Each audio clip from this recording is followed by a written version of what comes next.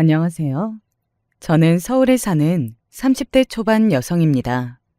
저는 엄마와 아빠, 그리고 오빠, 이렇게 네 식구가 함께 살고 있고, 얼마 전까지만 하더라도 곧 결혼을 앞둔 꿈에 부푼 예비 신부였어요. 물론 지금은 아니지만 말입니다. 자랑은 아니지만 저는 어렸을 때부터 힘듦이나 고생을 모르고 자랐습니다. 그건 바로 부자이신 저희 부모님 덕분이긴 했어요. 제 노력으로 이룬 것들이 아니니 어디 가서 자랑하기는 조금 부끄럽지만 그래도 고생 없이 자란 건 사실이었어요.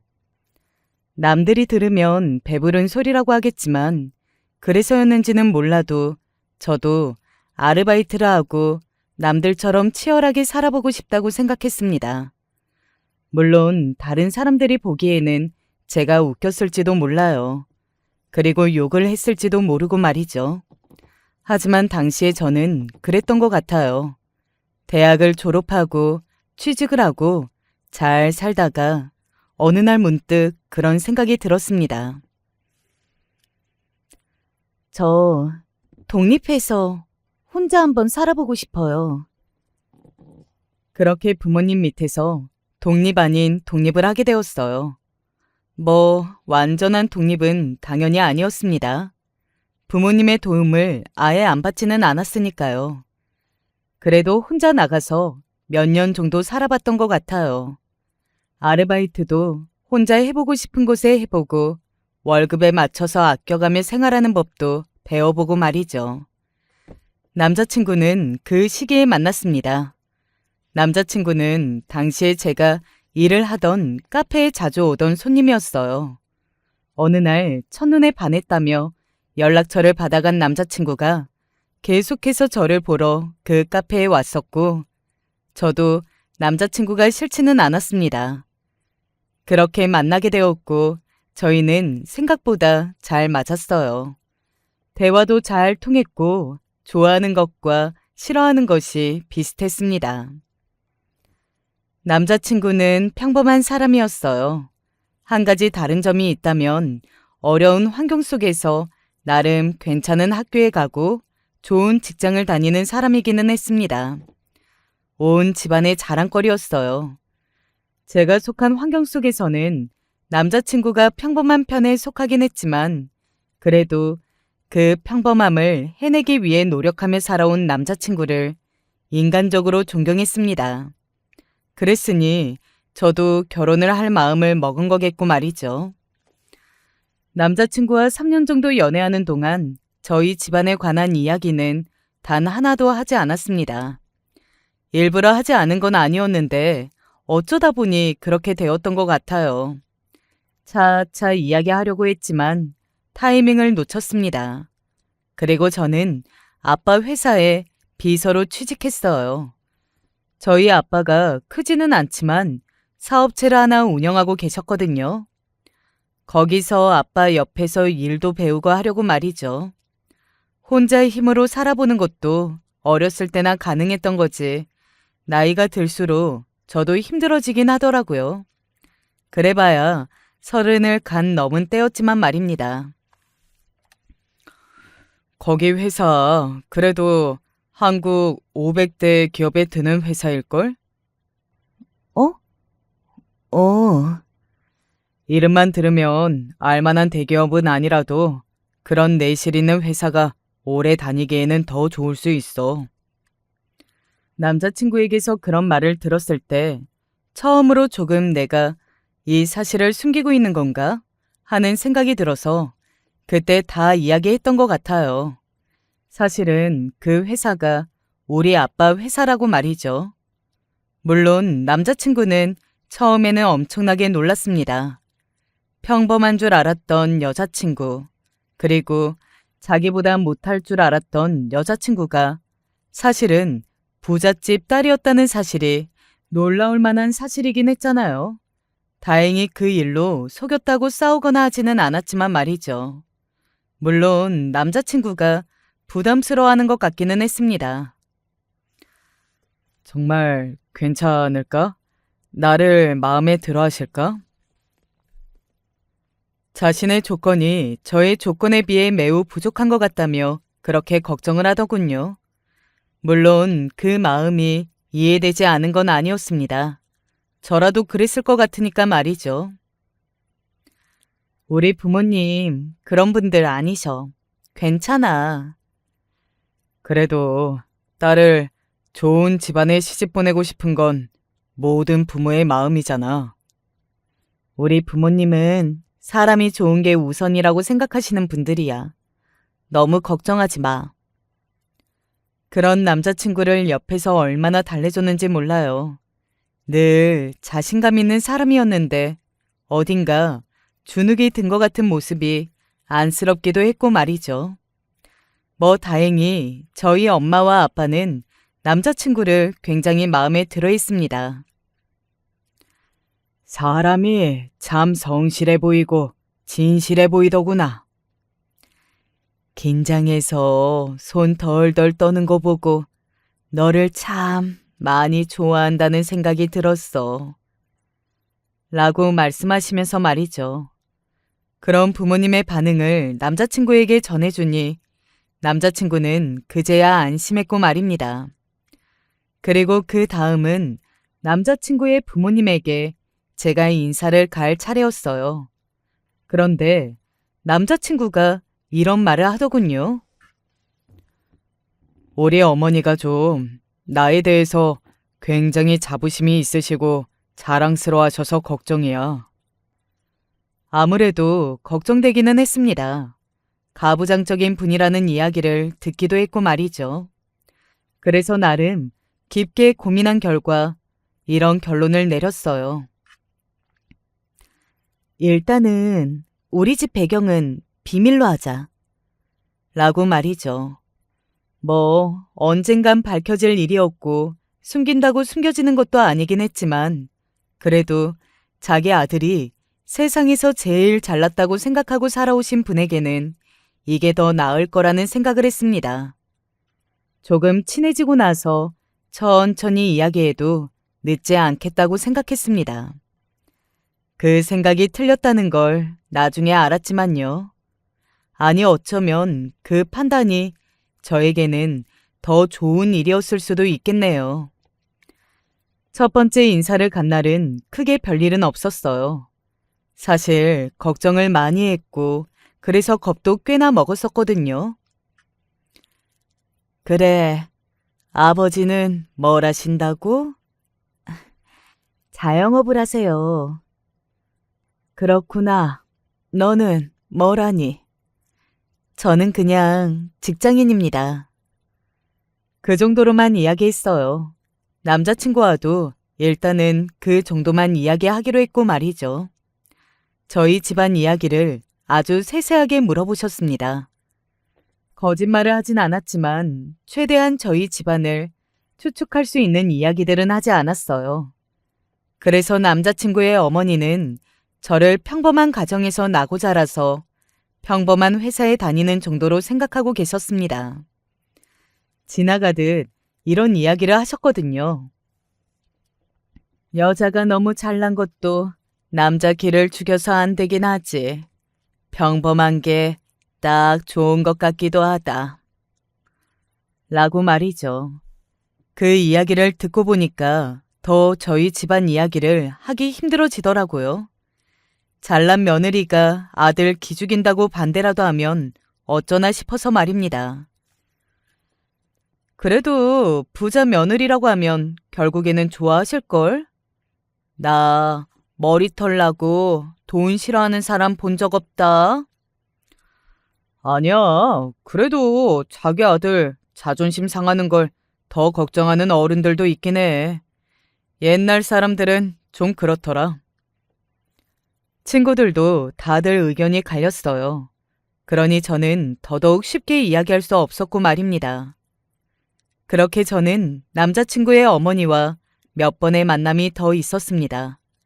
물론 그 사이에도 이건 좀 아니다 싶은 일들이 몇 번 있기는 했어요. 결국 그것들이 쌓여서 나중에 터진 거고 말입니다. 오늘 집에 와서 음식을 좀 해라.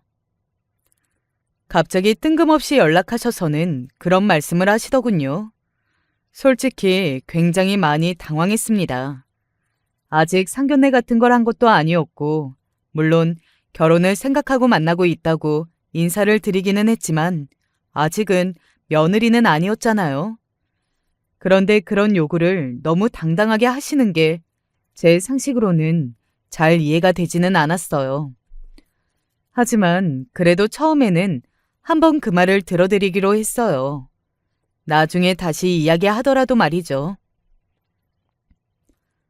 남자친구를 너무 좋아하기도 했고, 또 혹시나 제 요리 실력이나 살림하는 걸 테스트해보려고 그러시나 하는 생각을 하기도 했고 말이죠.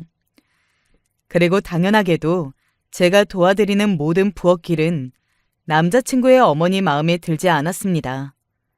당연하죠. 저는 일평생 제대로 살림을 살아본 적이 없으니까요. 잠시라도 혼자 산 경험이 아니었으면 아마 아무것도 하지 못했을 거예요. 집에서 신부 수업 같은 건 따로 안 받니? 남자친구의 어머니의 그 말에 몹시 당황했던 것 같아요. 요즘 같은 시대에 신부 수업이라뇨? 그리고 그 말에 당황한 건 저뿐만이 아니었습니다. 어머니, 요즘 같은 시대에 그런 수업을 받는 여자가 어디 있어요? 남들이 다들 안 그런다고 나도 그런 며느리 바라지 말라는 법이 어디 있냐? 나는 대신에 집안이든 학벌이든 다른 욕심 안 내지 않니? 내가 살림 잘하는 며느리 보길 바라는 것까지 욕심이야? 남자친구는 좋은 사람이기는 했지만 자신의 어머니에게 약하긴 했네요. 그래서 자신의 어머니가 그렇게 강하게 이야기하니 더 이상 뭐라 말하지 못했습니다. 사실 지금 와서 돌이켜보면 그때 저도 남자친구에 대해서 다시 생각해보는 게 맞았던 것 같아요. 중간에서 잘하는 게 얼마나 중요한 일인지를 그때는 미처 몰랐습니다.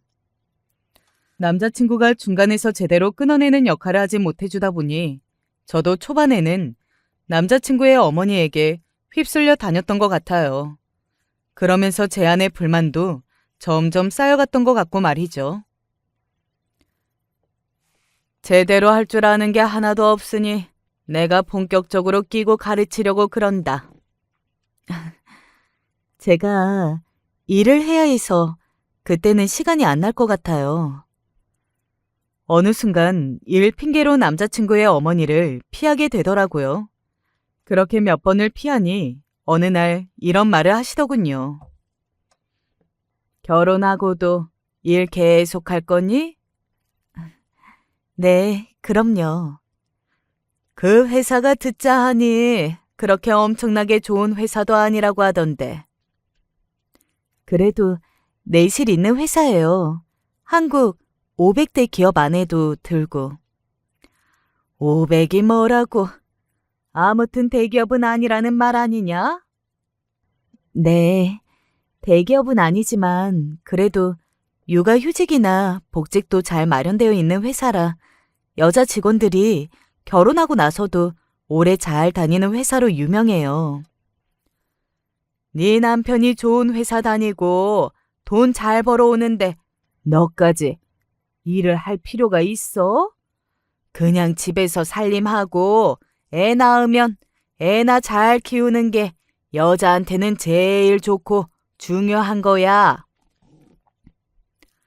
하지만 저는 웃으며 대답하지 않았어요. 속으로 그런 생각은 했던 것 같습니다. 결혼하기 전에 벌써 이렇게 간섭하는데 결혼하고 나면 더 심해지지 않을까 하는 걱정 말입니다. 뭐 그러면서도 저희 집안 이야기를 들으면 괜찮겠지 하는 막연하게 태평한 생각을 했던 것 같기도 해요. 아마 제가 그렇게 막 심각하게 그 일을 생각하지 않은 것도 제가 가진 배경 덕이었을 겁니다. 제가 가진 게 있으니 결국 제 배경을 알게 되면 저에게 함부로 하시지 못할 거라는 생각 말입니다. 아마 그게 아니었으면 저도 진작에 도망쳤을지도 몰라요. 그래서 그냥 하루빨리 이야기해야겠다 생각하고 있을 때였습니다. 남자친구 어머니 친구의 아들분이 결혼하겠다고 여자분을 데리고 오셨더라고요. 이 이야기도 남자친구 어머니에게 들은 거였습니다. 글쎄, 약사라더구나. 아, 그래요? 아, 그래요? 너는 좀 미안하다는 생각 안 드니? 제가요? 걔는 우리 아들보다 훨씬 못한데 장가를 훨씬 더 잘 갔잖니? 남자친구의 어머니는 자기 친구를 질투 중이었어요. 그 집 아들은 장가를 잘 가는 것 같다는 그 사실에 꽂혀서 말입니다. 네가 하는 일이 정확하게 뭔지 이번에 내가 이야기를 들어야겠다. 그러시더군요. 회사 이야기 해드렸는데 뭐가 더 궁금하세요? 그 안에서 무슨 일을 하는 건지 그게 궁금해. 아, 저 사장님 비서예요. 비서? 남자친구의 어머니는 처음에는 그게 뭔가 하는 것 같았거든요. 그래서 갸우뚱하시더라고요. 그래서 그때는 그냥 그렇게 넘어갔습니다. 문제는 그 다음이었어요. 어머니가 자기 비서 맞냐고 한 번 더 물어보시던데? 내가 말씀드렸는데 그걸 왜 다시 물어보시지? 그 의문은 금방 풀렸습니다. 비서라는 게 처음에는 잘 와닿지 않으셨던 것 같아요. 그런데 여기저기 물어보고 다니신 모양이었습니다. 그리고 편견이 가득한 사람의 말을 듣고 오셔서는 저에게 이러셨어요. 비서면 그런 거 아니냐? 높은 사람 시다발이나 하는 그런 거. 순간 저는 멍했어요. 물론 어르신들은 그렇게 생각할 수 있겠다고 100번 양보를 해도 앞에 그 일을 하는 사람이 앉아 있는데 시다발이니 뭐니 하는 말을 하면서 깔아뭉개는 듯한 태도를 보이는 게 저에게는 너무 충격적이었거든요. 아니에요. 사장님 옆에서 보조하거나 그런 일을 하는 거긴 해도 예전처럼 옆에서 심부름만 하고 그런 일로 생각하시면 안 돼요. 나름 저희도 다 전문직인데. 아니긴 뭐가 아니야. 사장 옆에 딱 붙어서 심부름하고 커피 타주고 그런 일 하는 거잖아. 일을 하긴 뭐래? 영기 엄마 말 들어보니까 비서들은 사장들이랑 불륜도 하고 그런다던데. 저는 순간 제가 뭘 잘못 들었나 했던 것 같아요. 그 정도의 편견이라뇨? 아무리 어르신이라고 해도 그건 그냥 넘어갈 수 없는 문제였습니다. 그리고 남자친구도 그 말에는 꽤나 놀란 것 같았고 말이죠. 아니에요, 어머니. 요즘은 그런 일 안 하고요. 그리고 얘가 일하는 회사는 그렇게 작은 구멍가게도 아니고. 아마도 남자친구의 어머니는 남자친구가 제 편을 들어줘서 더 화가 나셨을 겁니다. 점점 더 열어오르는 게 제 눈에도 보였거든요. 아니긴 뭐가 아니야. 그리고 네가 다니는 회사에 비하면 구멍가게가 맞지 뭐. 너 학교도 별로 좋은 학교 안 나왔지? TV에 나오는 것처럼 딱 달라붙는 옷 입고 사장님 옆에서 커피 타주고 골프장 따라다니고 그런 일 하는 거 아니야? 아, 나는 그런 며느리 못 본다. 아, 못 봐. 남자친구의 어머니는 아마도 자신과 라이벌 관계였던 그 친구의 아들이 좋은 며느리를 본다고 하니 자존심이 많이 상했던 것 같아요. 그리고 제가 하찮게 보였겠죠. 그 와중에 제 직업을 들은 거고 말입니다. 안 그래도 저를 좋게 볼 마음이 단 하나도 없었던 사람인데 거기다 편견이 있었던 직업이라는 말을 들었으니 더더욱 결혼시킬 수 없다고 생각했을 테고요. 당장 헤어져라. 나는 이런 며느리 싫다. 아니 어머니, 그게 아니라니까요. 아니긴 뭐가 아니야. 나는 조신하게 집에서 살림만 하는 아이 아니면 너랑 맞는 조건의 아이를 며느리로 봐야겠다. 웃기더군요. 남자친구가 대체 뭐가 그렇게 잘나서 남자친구와 맞는 조건의 며느리라뇨? 뭐가 그렇게 대단한 집안이라고 말이죠. 그때부터는 저도 열이 올라서 약간 이성을 잃기 시작했던 것 같아요. 대체 뭐가 그렇게 잘나셔서 사람을 이렇게 무시하시는 건데요? 제가 그렇게 말했습니다. 그간 저를 심부름시키고 시도 때도 없이 불러내고 무시했던 것들에 대해 저도 쌓인 게 많았었나 보더라고요. 그렇게 욱한 걸 보면 말이죠. 너 지금 뭐라고 했니? 아니, 그렇게 대단한 배경도 아닌데 자꾸 사람을 이렇게 무시를 하시니까 대체 어느 정도 며느리를 바라고 저한테 이러시는 건지 너무 궁금해서요. 대단한 집안이 아니야? 이런 아들을 키워낸 집안인데? 남자친구가 이야기했듯 남자친구의 어머니는 남자친구에 대한 자부심이 굉장하셨거든요. 물론 그거 자체를 욕할 건 못 되지만 그걸로 남을 이렇게 깔아뭉개면 안 되는 거잖아요. 이 사람이 잘한 건 이 사람이 잘해서 잘 된 거지. 가진 조건들 때문에 잘 된 건 아니라고 생각했는데요. 그리고 보이는 조건만으로 평생을 함께할 사람을 골라서도 안 된다고 생각하고요. 저는 그래서 제가 한 번도 조건이 모자란다고 생각해 본 적이 없고요. 그런 제 말에 남자친구의 어머니는 코웃음을 쳤습니다. 아니, 주제를 몰라도 정도가 있지. 네가 한 번도 조건이 모자란다고 생각해 본 적이 없다고? 네. 저는 당당하게 이야기했어요. 저희 부모님이 부자가 아니었더라도 저희 아버지가 어느 회사의 사장님이 아니었더라도 저는 그렇게 생각하고 말했을 겁니다. 저는 조건만 보고 배우자를 고르는 사람이 아니었으니까요. 제가 조건을 봤다면 남자친구와 결혼한다고 애초에 결심을 하지도 않았을 거고 말이죠. 생각보다 더 뻔뻔하구나. 어머니, 그만하세요. 저희 집안과 저희 아버지가 뭘 하시는지 다 알고 있는 남자친구가 중간에서 한 번 더 자신의 어머니를 말렸습니다. 하지만 남자친구의 어머니는 그만둘 생각이 정말 단 하나도 없어 보이셨어요. 저를 향해 소리를 지르셨거든요. 나는 너처럼 주제 파악을 못하는 애들이 너무 싫어. 어디 주제도 모르고 본인이 모자라지 않다는 거야? 어? 이러니까 결혼해도 일을 안 그만둘 거라는 둥 하면서 시어머니 될 사람한테 꼬박꼬박 말대꾸를 한 거네. 나는 죽었다 깨어나도 너 같은 며느리 볼 생각 없으니까 당장 우리 아들이랑 헤어져. 어머니. 너도 잘 생각해라. 얘보다 나은 조건의 여자들이 한 트럭이 있다. 당장 어제도 옆집 김씨 아줌마가 선생님이랑 선복해주겠다고 그러더라. 선생님이면 1등 신부감인 거 알지? 지금 엄마 말 들어야 나중에 후회를 안 하는 거야.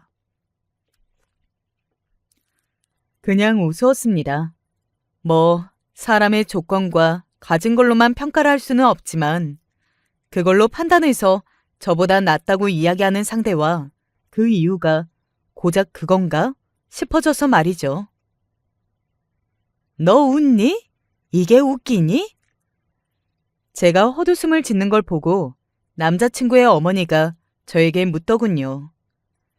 너같이 그런 시다발이 나는 천한 직업 가진 사람보다야 100배 더 나은 직업이야, 선생님이. 제가 모시는 그 사장님이 저희 아버지인데요. 그 말에 남자친구의 어머니가 하려던 말을 멈췄습니다. 어딘가 한 대 맞은 얼굴로 멍하니 저를 바라보다가 묻더군요. 뭐? 라고 말이죠. 그래서 다시 한번 또박또박 잘 말씀드렸어요. 제가 비서로 모시는 그 사장님이 저희 아버지라고요. 너희 아버지가 그 회사 사장님이라고? 네. 그래서 커피도 안 타고 골프 심부름도 안 가요. 그리고 요즘에 정말로 코딱지만한 회사 아니고서야 비서들 그렇게 일 안 하니까 제발 직업에 대한 편견도 좀 버리시고요. 남자친구가 한숨을 푹 쉬었습니다. 그런 거 아니라고 그만하시라 했잖아요. 남자친구의 어머니는 여전히 놀라 어버버 거리시는 중이었어요. 그런 두 사람을 향해 제가 말을 하기 시작했습니다. 저는 그때 이 집안 며느리가 되면 안 되겠다고 생각했거든요. 저런 시어머니는 안 되겠다고 말이죠. 어쨌든 어머님도 저 같은 며느리 싫다고 하시고 저도 지금 와서 보니까 어머님 같은 시어머니는 싫으네요. 그러니까 이 결혼은 없던 걸로 하는 게 좋겠어요. 모두를 위해서 말이죠. 자기야. 남자친구가 제 말에 놀라서 제 손을 덥석 잡았습니다. 그런 남자친구를 향해 말했어요. 어쨌든 가족이 될 사이인데 시작부터 이래서 어떻게 하겠어. 그리고 나는 자기한테도 실망했어. 이럴 때일수록 중간에서 잘해야지. 아무리 어머니라고 해도 그렇게 아무 말도 못하고 있으면 어떡해? 그리고 남자친구의 손을 떼어냈어요. 돌아서기 직전에 남자친구의 어머니를 향해 마지막 한마디를 날리고 말이죠. 일찍 발 빼게 해주셔서 감사해요. 하마터면 제가 큰일이 날 뻔했네요. 이런 걸 두고 조상신이 도왔다고 하는 건가 봐요. 라고요. 그리고 집으로 돌아왔습니다. 솔직히 남자친구와 헤어지게 되는 결론에 도달해서 슬픈 마음이 없는 건 아니었어요. 제가 남자친구를 참 많이 좋아했으니까요. 하지만 더 이상 남자친구의 어머니에게 끌려다니지 않아도 된다는 사실에 두 다리를 쭉 뻗고 잘 수 있겠더라고요. 그동안 아무렇지 않다고 생각했는데 저도 꽤나 스트레스를 받고 있는 것 같았습니다. 남자친구에게서 전화가 왔지만 받지 않았어요. 그리고 그날은 그렇게 잠이 들었습니다. 오랜만에 정말 잘 잤던 것 같아요. 어머니가 자기한테 사과하고 싶대. 제가 며칠째 연락을 피하자 집 앞으로 찾아온 남자친구가 그렇게 말하더군요. 왜? 내 조건 다 알고 아까우시대? 그게 아니라 일단은 그날 본인이 말이 너무 과했던 것 같다고 만나서 사과하고 싶으시대. 뭐 그렇다고 한들 진짜 네 조건이 아까워서 사과한다 라고 할 사람이 어디 있겠어요.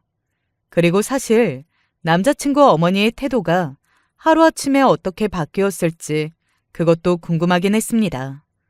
그래서 조금 고민하다가 그러겠다고 했어요. 그리고 다음 날 남자친구의 어머니를 만났습니다. 동네의 한적한 커피숍이었어요. 그러고 나도 후회를 많이 했다. 뭐가요? 조건 좋은 며느리 볼 기회를 뻥 차버리신 거요? 사실 좋게 이야기할 수도 있었는데 저는 그러고 싶지 않았어요. 이미 시다발이니 천박하다느니 주제를 모른다느니 그런 말들로 저도 상처를 많이 받은 상태였으니까요. 그런 제 말에 남자친구의 어머니는 살짝 제 눈치를 보는 듯 했습니다. 그게 아니라 너에게 험한 말을 한 건 말이다. 아마 저희 아버지가 뭘 하시는 분인지 모르셨다면, 그리고 정말로 제가 가진 배경이 어머님이 알고 계신 것과 같았다면, 저는 어머니에게 이런 사과를 들을 수 없었겠죠? 그 말에 남자친구의 어머니는 멈칫하더군요. 아마 본인이 생각해도 그랬을 테니 말이죠. 제가 전곡을 찔러서 멈칫한 겁니다. 아니다. 내가 그때는 흥분해서 막말한 거야. 내 진심은 그게 아니야. 그때만 저에게 막대하신 건 아니었잖아요. 집에 와서 심부름 시키실 때나 살림 배워야 한다고 하셨을 때도 매번 기본적으로 저를 무시하셨잖아요. 그것도 정말 반성하고 있어. 네가 어떻게 생각해도 좋다. 그런데 아들이 너무 힘들어해. 나 때문에 우리 아들이 그렇게 힘들어하는 걸 차마 못 보고 있겠다. 그 말에는 저도 동의를 했어요. 이틀 만에 본 남자친구의 얼굴이 거칠어 보였거든요. 잠도 못 자고 밥도 못 먹은 사람처럼 말이죠. 저도 그 부분이 내심 마음에 걸리던 차였습니다. 그때까지만 하더라도 저는 남자친구 어머니에 대한 미움이나 그런 마음들보다는 남자친구에 대한 애정이 더 컸던 것 같아요. 나를 용서해달라는 말이 아니고 우리 아들을 좀 봐달라는 이야기야. 그 애는 죄가 없잖니. 마음이 복잡해지지 않을 수 없었어요. 아직 남자친구에 대한 마음이 남아있는 상태니 더더욱 말입니다. 그날 남자친구의 어머니를 만나고 집으로 돌아온 뒤 많은 생각을 했습니다. 특히 제가 남자친구와 정말로 헤어질 생각인 건지, 그럴 수 있는지에 대한 부분에서 말이죠. 그래서 내린 결론은 남자친구와 헤어지고 싶지 않다는 것이었어요. 하지만 그렇다고 해서 남자친구의 어머니를 받아들이기는 힘이 들었습니다. 그래서 내린 결론은 이거였어요. 일단 결혼은 조금 뒤로 생각해보고 다시 만나보는 걸로 하는 건 괜찮아? 당장 결혼하기로 했던 건 조금 미루고 당분간 연애 기간을 조금 더 늘려보는 걸로 말이죠. 남자친구는 당연히 좋다고 했습니다. 그리고 바로 결혼을 시킬 태세였던 저희 집에도 일단 당분간 연애를 더 해보는 걸로 결론 내렸다고 말씀드렸어요. 남자친구를 마음에 들어 하셨던 부모님이 살짝 아쉬워하는 게 보였지만 제 결정에 무슨 이유가 있겠거니 하시고서는 더 이상 묻지는 않으셨습니다. 그렇게 저는 남자친구와 다시 연애를 시작했어요. 물론 그전과 같이 무조건 결혼하려면 이 남자와 뭐 이런 마음이 들지는 않았지만 그래도 제가 좋아하는 사람이었으니 연애를 다시 하니 좋기는 하더라고요. 그리고 원래 시간이 조금 지나면 그 전에 안 좋았던 일이나 기억들도 옅어지잖아요. 어머님이 결혼하라고 재촉 안 하셔? 남자친구가 30대 중반이었거든요. 집안에서 빨리 결혼을 했으면 한다고 그 전에 이야기를 했었던지라 그게 궁금해서 물었습니다. 어머니도 반성 많이 하셨나 봐. 자기 이야기나 결혼 이야기는 정말 일절 안 하셔. 니들이 만나다가 헤어지면 헤어지는 거고 언젠가 결혼을 하게 되면 하는 거고 본인은 이제 더 이상 간섭하지 않으시겠다고 했어. 그리고 정말로 남자친구의 어머니는 그 이후로 저에게 먼저 연락하는 일이 없었기 때문에 저는 그 일이 전화 위복이 되어 오히려 좋게 작용한 게 아닐까 하는 생각을 했었던 것 같아요. 사람 쉽게 안 변하는데. 그냥 네 조건 알고 입을 다무시기로 한 거지 뭐. 그건 그거대로 나쁜 건 아니야. 남자친구의 어머니가 반성하셔서 더 이상 저에게 이래라 저래라라 안 하시는 거건 아니면 제 조건에 이제는 그래서 안 된다는 걸 생각하셔서 그러시는 거건 상관없이 뭐 저에게는 나쁠 게 없다고 생각했어요. 그리고 이런 거면 뭐 결혼을 해도 좋지 않을까? 그런 생각이 들었습니다. 그런데 그 무렵 또 하나의 사건이 터지게 됩니다. 이 일로 저는 완전히 남자친구와의 결혼 생각을 접게 되었어요. 영아 씨, 결혼해요? 어느 날 오랜만에 연락이 온 지인이 저에게 그렇게 묻더군요. 결혼 준비 같은 건 하나도 하고 있지 않았던 상태였고 그냥 마음만 그래 볼까 하던 중이라 그 이야기가 어디서 나온 건지 궁금해서 물었습니다. 그 이야기는 어디서 들으셨어요? 아니, 나 아는 분이 영아 씨 시어머니 될 사람이 여기저기서 영아 씨네 물어보고 다닌다고 해서. 순간 쎄한 생각이 들었어요. 왜 그런 거 있잖아요. 어딘가 저 말이 불길하게 들릴 때요. 그리고 그게 진짜인 것 같을 때 말입니다. 어딘가 쎄한 느낌이 드는 그런 거 아실 겁니다. 그때 제가 딱 그랬어요. 그래서 여기저기 알아보게 되었습니다. 그리고 이런 말을 들을 수 있었어요. 남자친구의 어머니가 정말 사방팔방으로 우리 집에 관련된 걸 물어보고 다닌다는 겁니다. 지금 사는 집은 어디인지, 그 집의 시세는 얼마인지, 그리고 저희 아버지 회사의 가치가 어느 정도 되는지, 형제 자매는 몇이라 그 재산이 어디로 갈 예정인지, 아무튼 다 재산과 돈에 관련된 것들 뿐이었어요. 물론 사람이 한 번에 바뀌길 기대하는 것도 아니었고 그런 거라 생각하지도 않았습니다. 그런데 그렇게 많은 사람에게 물어보고 다닌 게 너무 뭐랄까? 부끄러웠어요. 미래의 시어머니가 될지도 모르는 사람이 며느리 집안의 돈과 관련해서 그 정도로 노골적으로 관심이 많은 티를 내는 게 말입니다. 그리고 그게 제 귀에 들어오지 않을 걸로 생각하는 건지도 의문이더군요. 어머니를 한번 뵙고 싶은데. 무슨 일 있어? 아니, 그냥 이야기를 좀 나눠보고 싶어서. 그간 일이 많았으니까. 남자친구에게는 그런 사정을 말하지 않고 남자친구의 어머니를 만나고 싶다고 말을 전했어요. 그리고 얼마 지나지 않아 바로 약속이 잡혔습니다. 나중에 안 사실이지만 당시의 남자친구의 어머니는 제가 다시 결혼하겠다고 하는 이야기를 할 줄 아셨나 보더라고요. 그래서 상당히 들뜬 마음으로 저와의 만남을 수락했고 말이죠.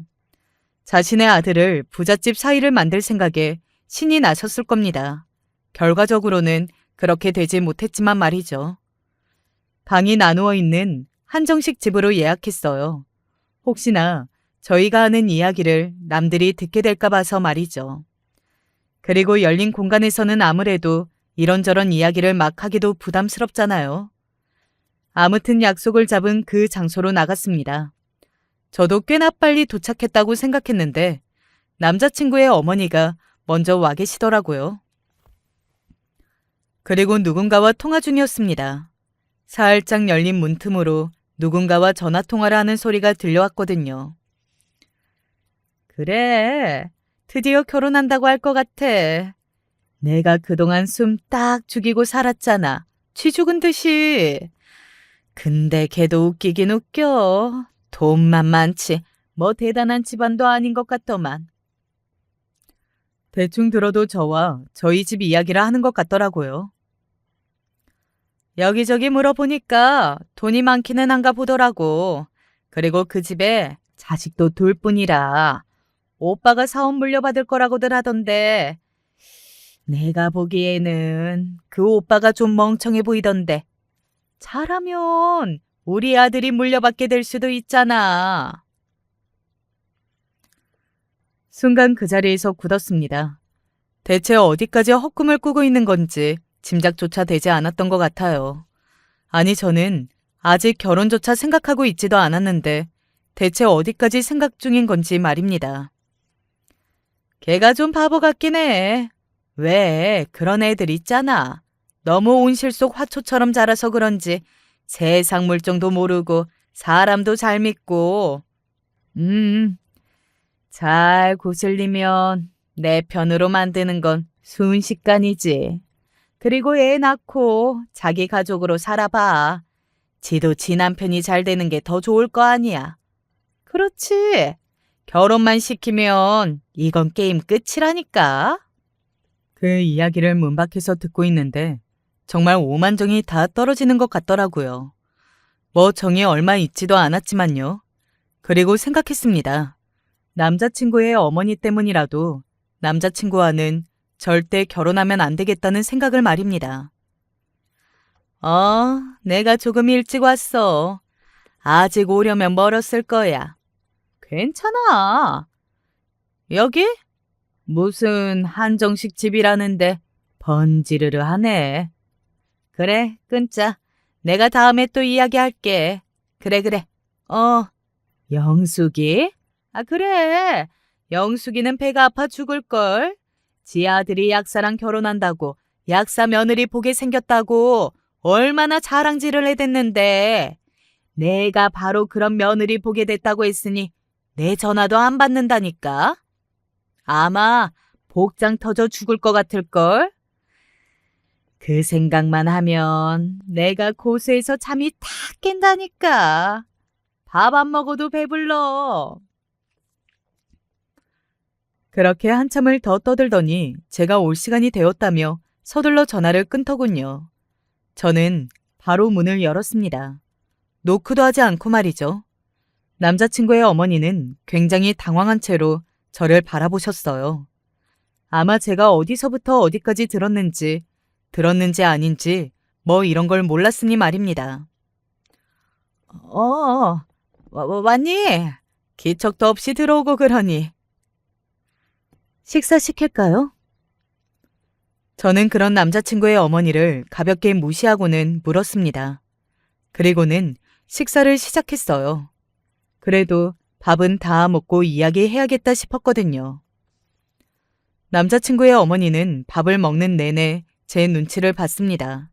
그러고는 제가 마지막 숟가락을 내려놓을 때만을 기다렸다가 급한 듯 묻더군요. 그래, 할 말이라는 게 뭐냐? 남자친구의 어머니는 그렇게 이야기하며 기대의 어린 눈으로 저를 바라봤습니다. 아마 제 입에서 결혼을 하겠다는 말을 기다리는 거였겠죠. 어머님, 혹시 주변 사람들한테 저희 집에 대해서 물어보고 다니세요? 그리고 전혀 예상하지 못한 저의 물음이 놀란 듯 어벙하게 물었습니다. 그게 그냥 궁금해서 주위 친구들한테 조금 물어본 건데 어디서 들었니? 저희 집 재산이 어느 정도인지, 형제 관계가 어떻게 되는지, 그리고 사는 곳은 어디고 그 집의 시세나 건물을 몇 채 정도 가졌는지 그런 걸 왜 그렇게 물어보고 다니시는 거예요?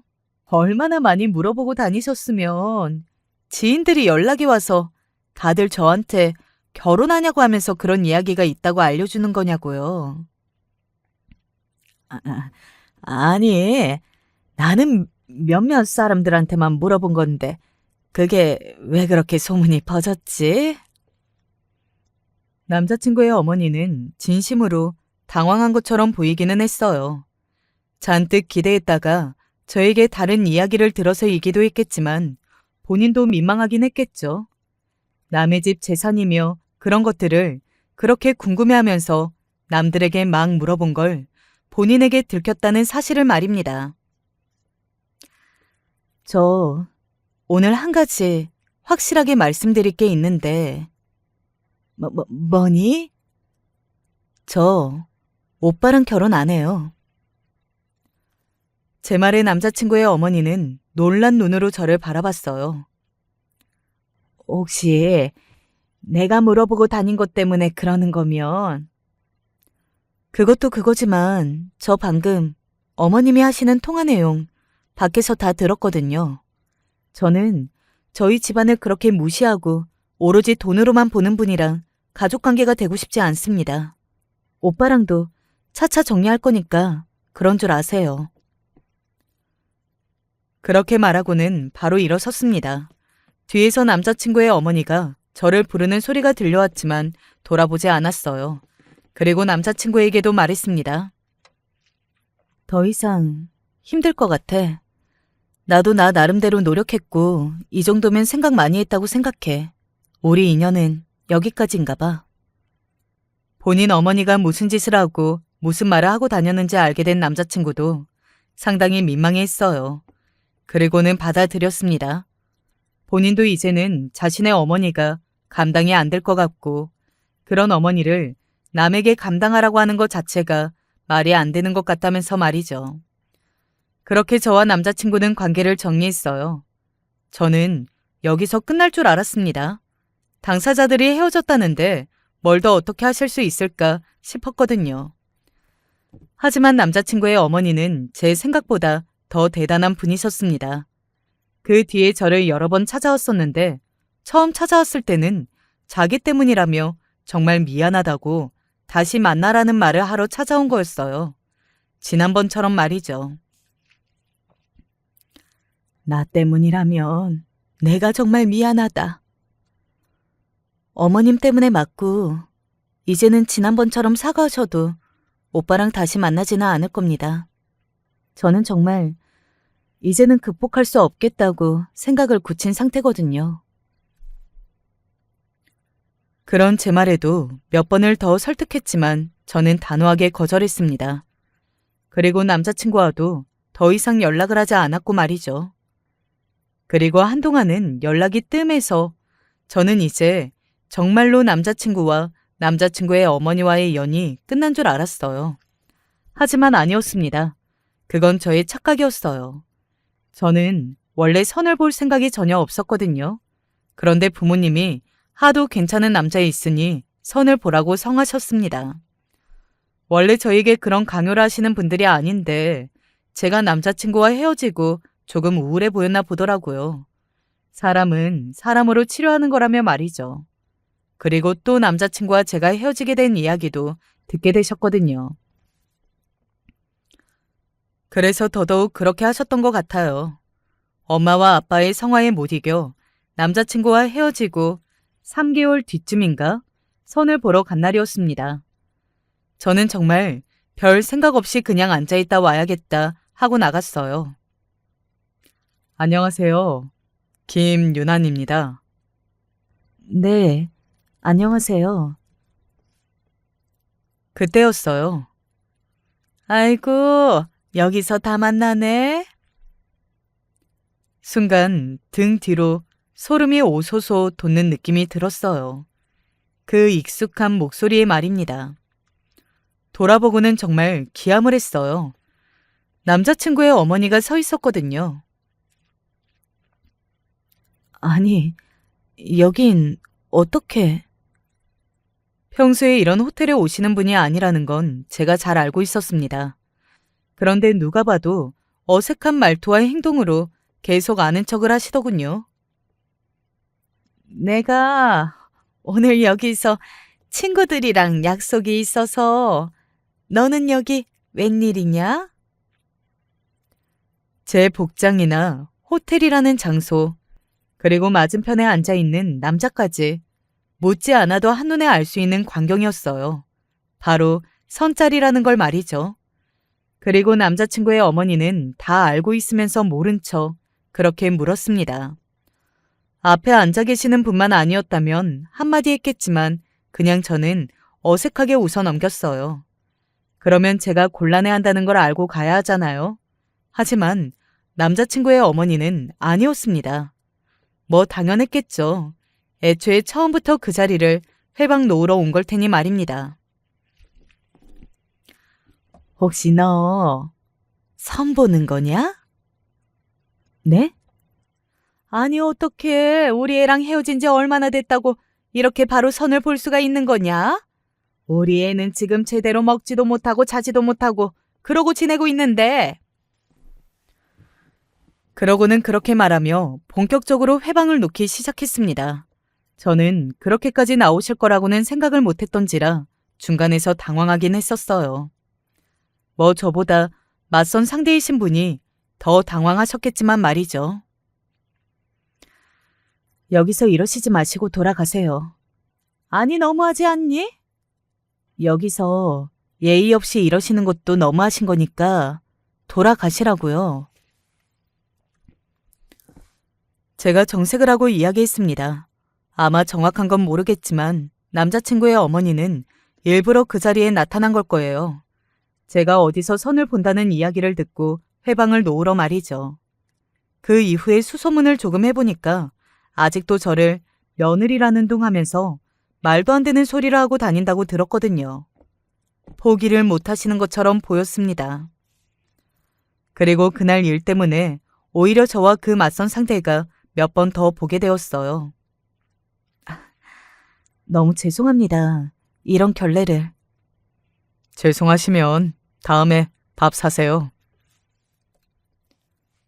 그렇게 말하며 아무렇지 않게 웃는 그 맞선 상대에게 저도 호감을 느끼게 되었고 말이죠. 남자친구의 어머니의 그 되지도 않는 방해로 오히려 인연이 된 거예요. 그리고 그게 끝이 아니었습니다. 남자친구의 어머니는 저를 한 번 더 찾아와서는 정말로 헤어질 거냐, 내가 미안하다 하며 난리를 치셨고, 제가 남자친구에게 전화하는 사태도 한 번 발생했었어요. 어머니, 이제 좀 그만하세요. 그만하긴 뭘 그만해. 너희 정말 헤어질 거니? 몇 번을 더 말씀드려야 해요. 이미 헤어졌다니까요. 끝이라고 이렇게 끝나는 거냐? 어? 네가 잘못했다고 해봐. 급기야는 남자친구에게 잘못했다고 저를 잡으라는 말까지 하더라고요. 그들 사이를 제가 중재를 했습니다. 잘 들으세요. 하늘이 두 쪽이 나도 저랑 오빠는 이제 다시 만날 일이 없어요. 이런 일까지 서로 다 겪고 어떻게 다시 만나요? 그러니까 어머니도 제발 포기하시고 새 며느리감 찾으세요. 제 말에 남자친구의 어머니는 잠시 절망하는 표정을 짓더니 제 소매를 잡았습니다. 한 번만 더 생각해보면 안 되겠니? 너 같은 며느리감이 없는 것 같다. 응? 내가 다 잘못했다. 어? 생각해보고 말 것도 없다니까요. 이미 충분히 생각 많이 하고 헤어지기로 한 건데 정말로 안 되는 거냐? 네. 저의 단호한 그 말에 태도를 바꿔서 버럭 소리를 지르기 시작했습니다.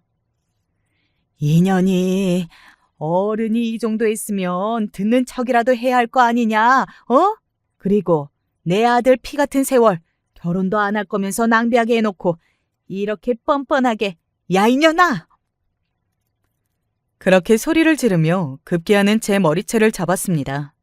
여러분은 안전이별이라는 말 아시나요?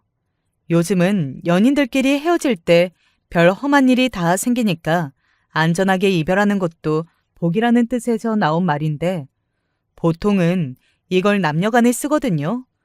저는 남자친구의 어머니와의 관계에서 그 말을 써야 할 수준이 되었던 것 같아요. 그렇게 동네가 그야말로 한바탕 난리가 났고 누군가가 시끄럽다고 신고했고 또 경찰이 출동하고 나서야 그 모든 사태가 다 정리가 되었어요. 남녀가 헤어지는데 상대쪽 어머니가 이렇게 집착해서 이 정도로 힘들게 헤어지는 경우는 아마 저 말고는 없을 겁니다. 그 뒤에 남자친구가 저를 한번 찾아온 적이 있습니다. 정식으로 사과를 하고 싶다면서 말이죠. 정말 미안해. 오빠 탓도 아닌데 뭐.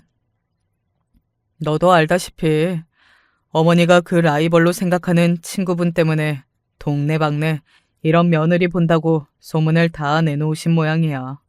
그런데 그게 아니게 됐으니 더 저렇게 난리를 치신 것 같고 정말 미안하다. 아니야. 오빠가 그렇게까지 사과할 필요 없어. 역시나 그 친구분 때문에 일이 이 정도로 커진 게 맞더라고요. 질투라는 감정이 얼마나 사람을 추하게 만들 수 있는지 그때 새삼 깨달았던 것 같습니다. 저는 그 이후로도 한동안은 트라우마 아닌 트라우마를 겪었던 것 같아요. 언제 어디서 남자친구의 어머니가 튀어나올지 모른다는 생각이 저를 괴롭혔거든요. 지금은 조금 나아진 상태지만 말입니다. 언제 다시 나타날지 모르지만 그 이후로는 아직 나타나시지는 않았습니다. 듣기로는 남자친구의 아버지에게도 대단히 크게 한 소리를 들으셨다고 합니다. 정신을 차리셨길 바랄 뿐이에요. 요즘 저는 그 맞선 상대였던 분과 진지하게 만남을 이어가는 중입니다. 아직 결혼한다든지 그런 말이 서로의 집안에서 나온 적은 없지만 조용하고 진중한 분위기의 집안이라는 이야기에 더 호감이 가고 있는 것 같아요. 아마 그 전에 제가 겪었던 일들 때문이겠죠. 물론 제가 결혼을 한다는 소식이 남자친구의 어머니 귀에 들어가게 되면 또 무슨 행동을 하실지 겁이 나기는 하지만 그렇다고 제가 제 삶을 살지 않을 수는 없잖아요. 되도록 그런 걱정은 하지 않으려고 노력하고 있습니다. 일어나지도 않은 일을 걱정하면서 스트레스 받는 건 이제 그만하려고요. 이야기가 너무 길어진 것 같네요. 그만큼 제가 그분에게 많은 일들을 당했다는 뜻 같아서 씁쓸해지기도 합니다. 서로 좋아해서 좋게 시작한 연애가 이렇게 끝나게 된 거에 대해서도 굉장히 유감이고 말이죠. 어쩌면 좋은 인연이 될 수도 있었던 사람이었는데 말입니다. 다 지나고 돌이켜보니 어딘가 아득하게 느껴지기도 하네요. 얼마 되지 않은 일인데도요. 요즘 날씨가 참 좋더라고요. 동네 앞 공원에 가니 산책을 하시는 분들도 많고 말이죠. 이러다 금방 너무 더워지니까 지금 부지런히 여기저기 다니는 것도 좋을 것 같아요. 사연을 들으시는 분들도 좋은 곳 많이 다니시면서 좋은 생각만 하시기를 바랍니다. 저도 요즘 그러려고 노력 중이거든요. 긴 이야기 들어주셔서 감사합니다. 언제 어디서나 행복하세요. 안녕하세요. 이제 30이 다 되어가는 직장인입니다. 코로나 때문에 다들 취업이 어렵다고 들었는데 저 역시 한참 동안 취업이 안 돼서 고생하다가 최근에 직장을 들어가게 됐어요. 그런데 그 직장에서 정말 상상치도 못한 일이 벌어졌습니다. 이 일을 받아들이는 데는 꽤 시간이 걸렸고 그만큼 힘들기도 했지만 그래도 이 기적 같은 이야기를 여러분들께 들려드리고 싶어 글을 쓰게 되었네요. 부족한 글솜씨지만 잘 들어주셨으면 좋겠습니다. 어디부터 얘기해야 할까요? 아마 어렸을 적 얘기부터 시작해야 할 것 같네요. 저는 아주 어렸을 때부터 외할머니 손에서 자랐어요. 몇 살부터인지는 기억도 나지 않습니다. 그냥 기억이라는 게 존재하는 어린 시절부터 생각을 해보면 제 주변엔 엄마랑 아빠 대신 외할머니가 계셨습니다. 외할머니께선 어릴 적 저를 돌봐주신 분이지만 사실 저는 외할머니와 사는 것을 단 하루도 좋아해 본 적이 없습니다. 외할머니는 제가 조금만 잘못해도 저를 크게 혼내셨고 매일같이 욕을 하셨거든요. 무슨 말인지 알아듣지도 못하는 어린 시절에도 은연중에 할머니가 하는 말이 좋지 않은 내용이라는 건 알았기 때문에 저는 한 집에 사는 할머니가 너무 무서워 최대한 피하기 위해 애를 쓰곤 했습니다. 저희 부모님은 제가 아기였을 때부터 헤어져서 살았다고 했어요. 그리고 그 이후로 엄마는 새로운 남자를 만나서 결혼을 하고 그 집에서 사느라 저를 외할머니께 맡길 수밖에 없다고 했습니다. 사실 원망스럽지 않다면 거짓말이었어요. 그래서 지금도 엄마랑 사이가 그렇게 좋지 않아요. 의무적으로 주에 한두 번씩 연락은 하긴 했지만 바쁘다는 핑계로 일부러 연락을 안 하기도 했고 엄마 역시 저한테 굳이 먼저 연락을 하는 편이 아니었어요. 연락도 그렇게 자주 하지 않은 편이었으니 얼굴은 정말 못 봤어요. 1년에 한두 번 정도 보면 정말 많이 본다고 할 수 있었어요. 어느 때는 1년 동안 단 한 번도 못 보던 때도 있었죠. 어렸을 땐 엄마를 찾는 시기였으니 엄마를 기다린 날이 너무 많았어요. 제가 때를 쓰면 내일 갈게, 모레 갈게, 바쁘니 일주일 후에 갈게. 엄마는 이런 식으로 기간을 늘렸고 어떻게든 절 만나는 날짜를 뒤로 미루시곤 했어요. 어렸을 땐 엄마가 정말 바빠서 나를 못 보러 온다는 생각에 정말 너무 슬퍼 매일같이 엄마에게 전화해 보고 싶다고 말했지만 엄마는 그때마다 감정 없는 목소리로 그래, 근데 얼른 자야지. 할머니한테 얼른 재워달라고 해. 하고 말하곤 했습니다. 그러다 보니 어느 순간부터 은연중에 알게 되었죠. 저와 엄마가 일반적인 엄마 자식 사이처럼 애틋한 관계는 아니라는 걸요. 엄마는 날 사랑하지 않고 저는 엄마에게 본인 배 아파 낳긴 했지만 그렇게 정이 안 가는 딸이란 걸요. 슬픈 사실이었지만 그러다 보니 저한테도 엄마란 존재는 그렇게 변해갔어요. 그저 나를 낳아주신 분이지 막 사랑한다거나 고맙다는 감정이 느껴지지 않는 그냥 아무 감정이 없는 혈연 관계. 몇 년이 지나자 얼굴을 안 본다고 해서 슬프거나 하지도 않았어요. 오히려 얼굴을 안 보는 게 속편하고 더 좋았어요. 엄마 얼굴을 보는 날이 더 어색했고 괜히 마음이 더 안 좋아질 뿐이었습니다. 솔직한 말로 절 버린 사람을 엄마라고 부르기도 힘들었죠. 아빠는 어땠냐고요? 사실 엄마보다 더 얼굴을 못 봤던 사람이 아빠였어요. 외할머니에게 이야기를 전해들은 거지만 아빠가 어떤 여자랑 바람이 나서 저랑 엄마를 버리고 도망갔다고 하더라고요. 어차피 곁에 없는 거 별로 알고 싶지 않았지만 외할머니가 매일같이 그 이야기를 하면서 아빠 욕을 했던지라 원하지 않아도 자연스레 알게 되었습니다. 저를 외면하고 본인의 삶만 중요시하며 사는 엄마도 원망스러웠지만 저한테는 아빠 역시 증오스럽긴 마찬가지였죠.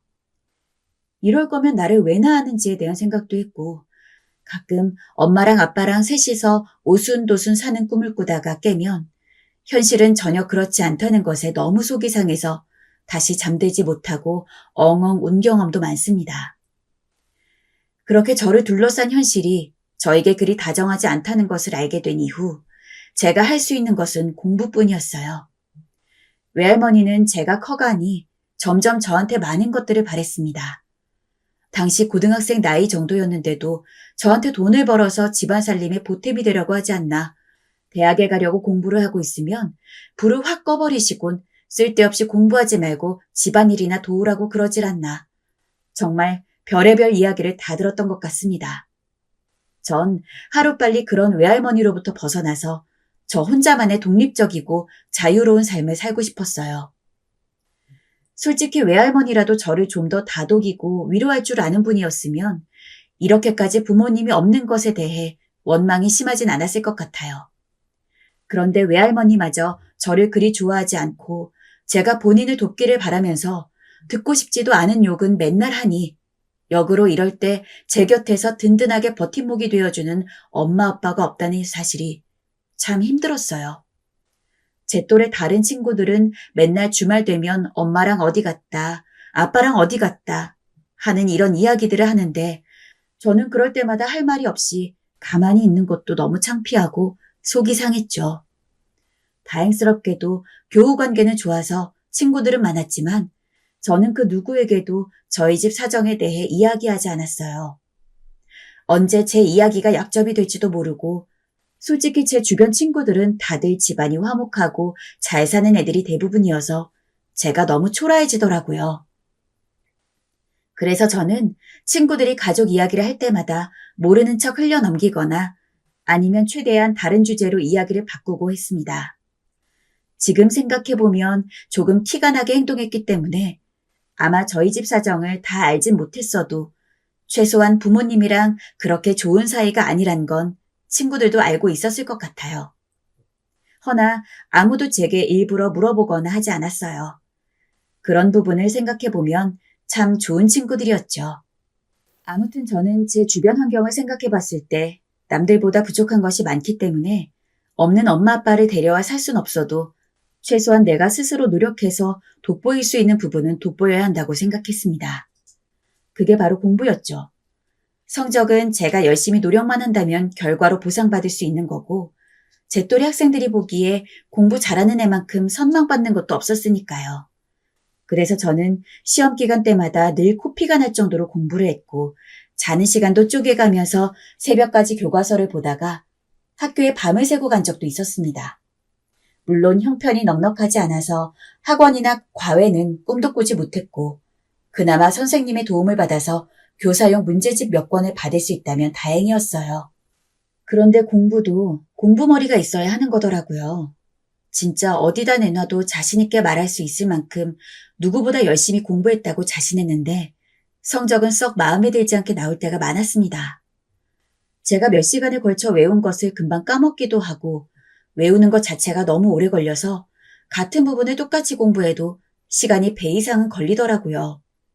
그래도 한동안은 꿋꿋하게 공부를 했습니다만 계속해서 성적은 제자리 걸음만 맴돌고 너무 무리를 해서 공부했는지 며칠 동안 알아눕느라 학교를 못 나가니 내가 정말 공부를 열심히 해야 하나?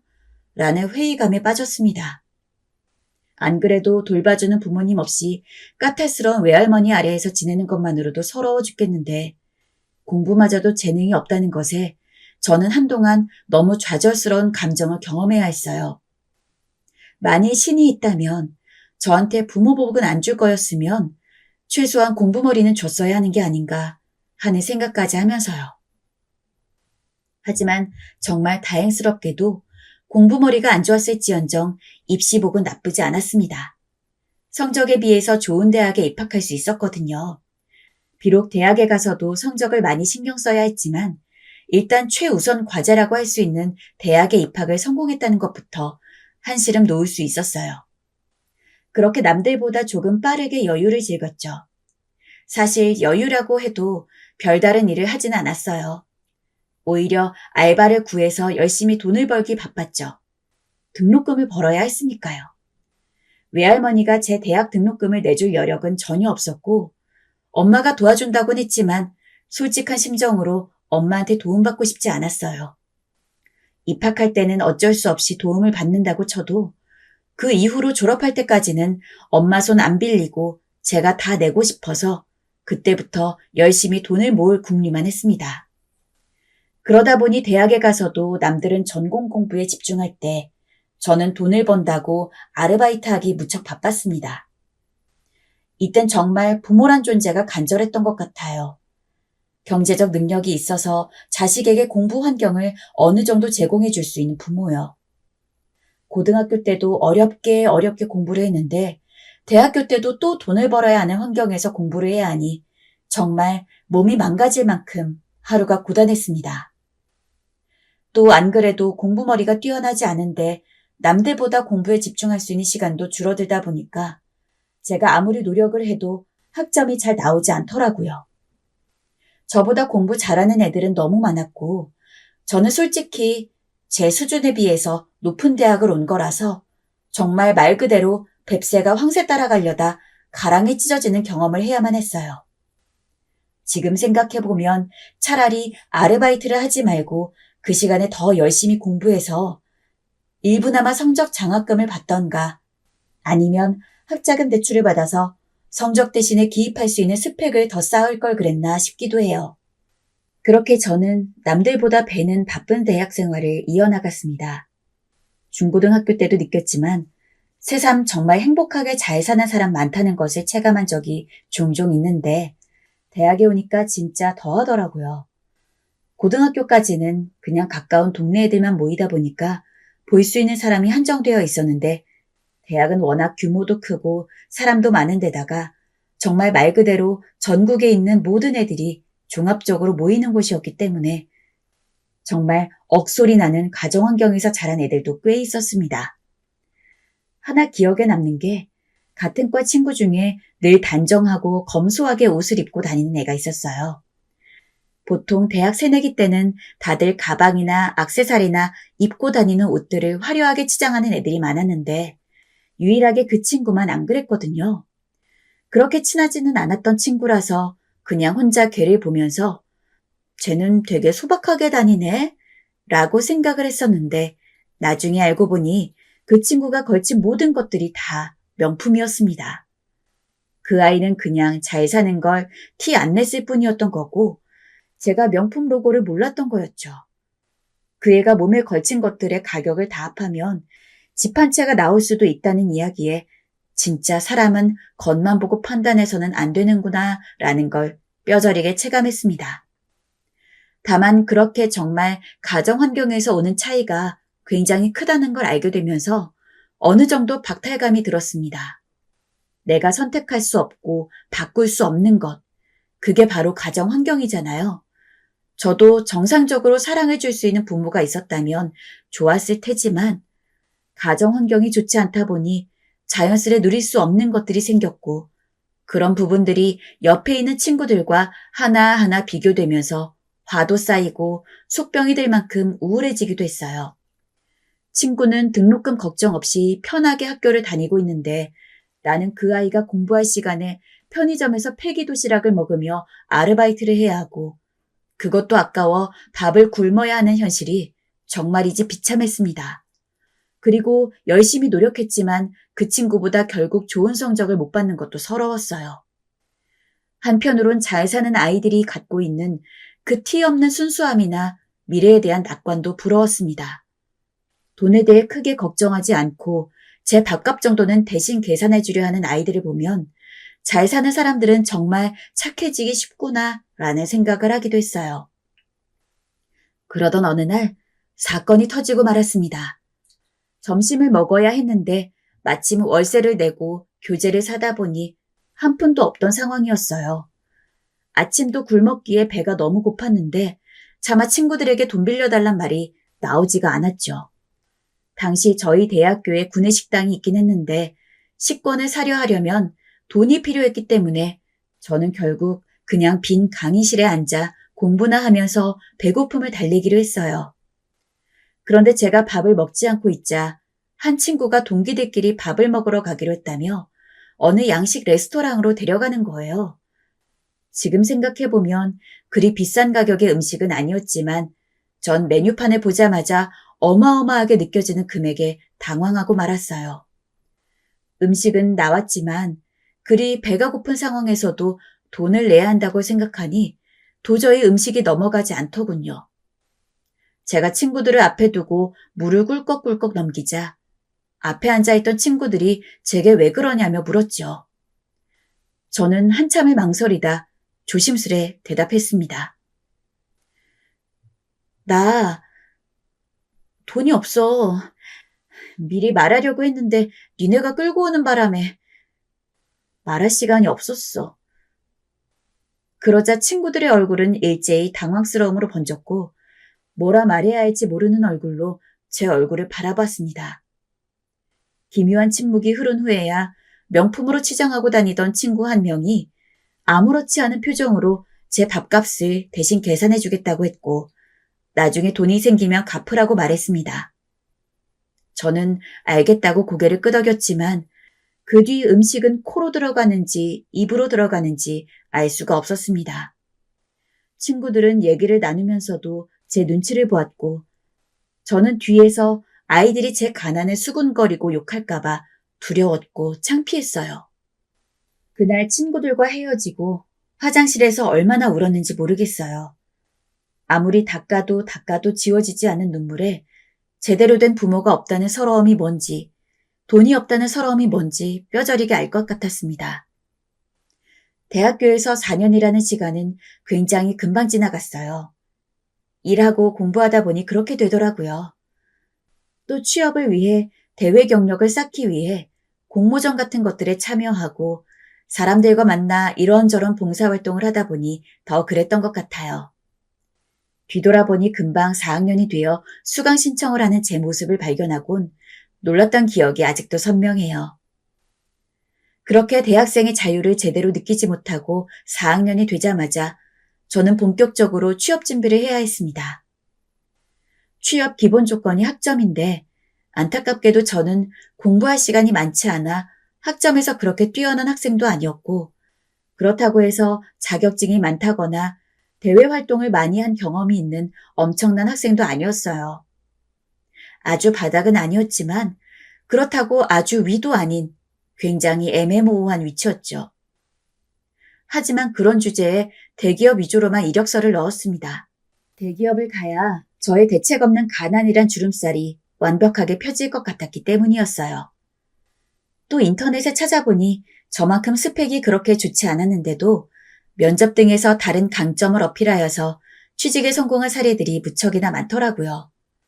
어리석게도 저는 그런 행운이 저에게도 찾아올 거라고 생각했고 그래서 그것만을 바라보며 이력서를 넣었습니다.